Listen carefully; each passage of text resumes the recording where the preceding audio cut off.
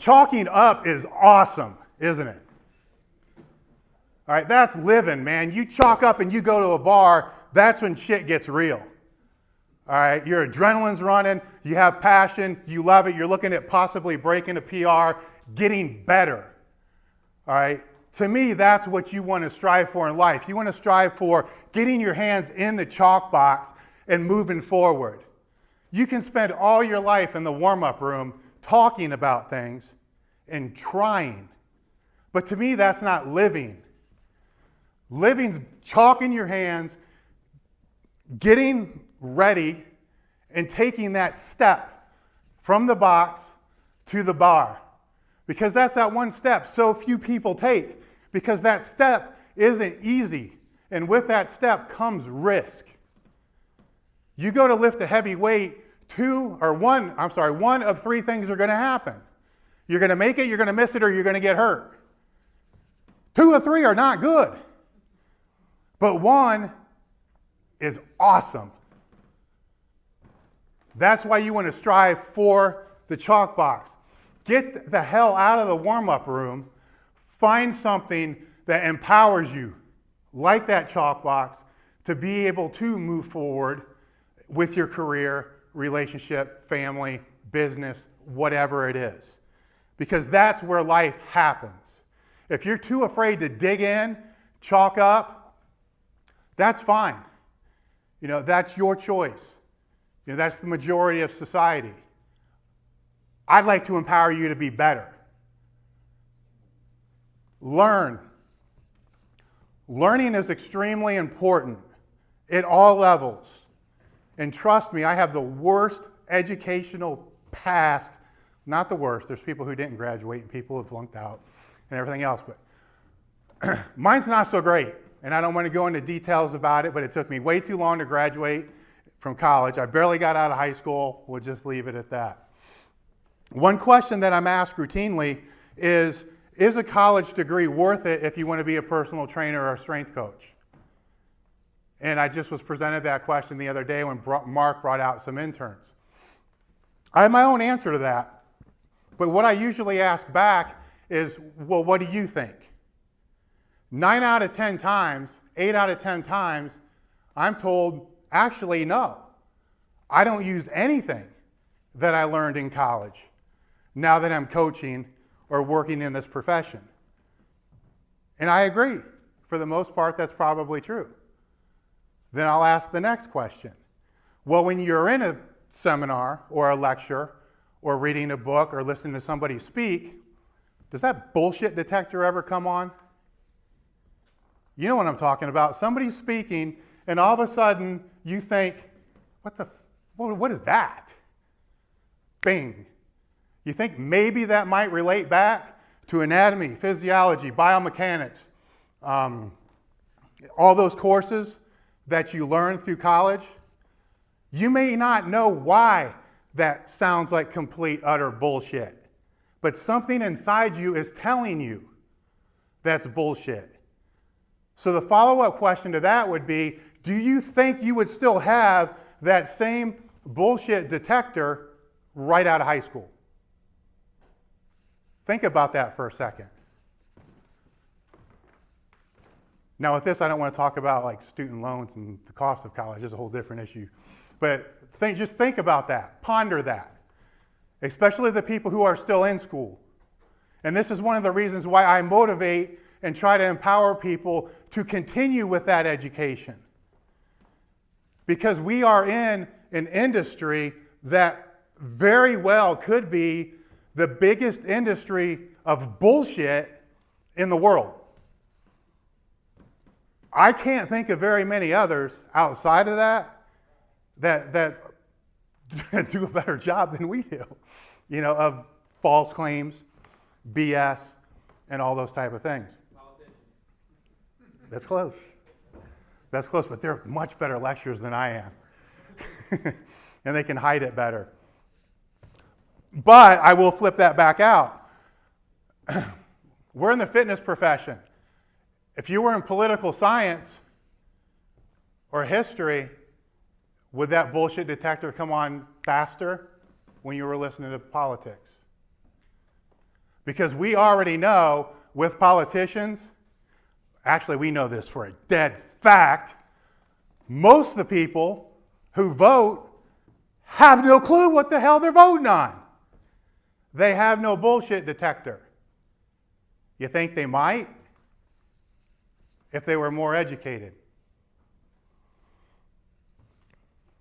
The reason I chose the image of a squat for this is education can come from many facets. When you're the guy under the bar, you're the one that's got to hold the load. Ultimately, you're the one in your life who's responsible. You're responsible for your education. You're responsible for your success. I don't care what excuses you throw out. You give me any excuse in the world, give me a couple minutes, let me search Google. I will find somebody who had to overcome far more shit than you did and is better than you. So excuses are meaningless. We all know that. As coaches, trainers, we know it. So don't use them because they don't work. First off, nobody cares. Secondly, all you're trying to do is to justify your own inadequacies. You should embrace them and try to make them better. With the squat, and I am a power lifter by trade, I can't compete anymore, but it's like once you're a meathead, you're stuck a meathead for the rest of your life and you do stupid shit forever. Eric, remember that. It's ingrained. It doesn't go away, and I don't know why. I try, it doesn't go away. When you compete, you have a head judge, side judges, spotters, and a back spotter. The judges, I see in this scenario of education as being your advisors, people in your life who help to advise the direction and the path that you're going. Seminar lecturers, college, any education that comes from a formal type of setting. Books, lectures, degrees, those are the judges. They impact if you're going to make that lift or not. They set the base on how it's going to be judged. And if you don't think you're judged based upon what your education is, think for a minute. When you submit your resume, what are people looking at? So you are judged based upon your education. If you're not judged by that, you're going to be judged by what comes out of your mouth. If what comes out of your mouth sounds like somebody who's a stupid idiot, well then obviously you're going to be a stupid idiot. So education's going to determine how you are judged. Spotters. Right side's family, left side's friends. You know, family and friends are influential in your education as well. You know, birds of a feather flock together, that whole kind of thing. How many times have I read on, Facebook? You know, I try not to read the news feed, but I'm sorry, every now and again it happens. How many times do you read things like, or articles about the pussification of America? Men are now weak. You know, men don't have balls. Da, da, da, da, da, da, da, da, da. I read it and I think, well, who the hell are you associating with? Because everybody I know, they're striving to get better, they train hard, and they have balls. So if you're complaining about this, maybe you want to look at who you're hanging around with. You see where the problem could be? Do you want to contribute to the problem or do you want to make it better? You know, if it's coming from news, quit watching this shit. Watch Bugs Bunny. You know, watch something that's going to be a positive influence instead of a negative. I don't think the pussification of America is going on. I see a lot of people here right now today trying to make themselves better. That's what I see. That's the positions I try to put myself in. I don't want to be part of that problem. Let's be the solution and try to help it. The back squatter. The squatter. That didn't work. I trained legs earlier, so my brain's not working quite right. The back spotter. Let's just say that's faith. I don't care what your faith is, what your beliefs are, what it is. To a certain degree, everybody has to have some type of self-belief or faith that no matter what happens, if you get knocked back, there's going to be a way that you're going to come back. There'll always be a way to come back up. There's always going to be a way to get back up when you get knocked down, to get back up when you're pushed back, to get back up when you stumble. There's always going to be somebody back there, your belief, faith, whatever it is, to help you. You have to have that belief, faith, that no matter how hard you get hit or what happens, and this isn't going to be like a Rocky thing, I trust you, you can move forward. Because with age comes wisdom only if you learn from where you screwed up and how you got yourself in the situation in the first place. My advice is, as I've gotten older, you go through more shit. I think that just kind of comes with life. You can't try to take a path to avoid that. That's a path of avoiding getting on the platform and getting under the bar. That's avoiding the path of actually making the lift, having success. You will miss. Without a doubt, you will miss.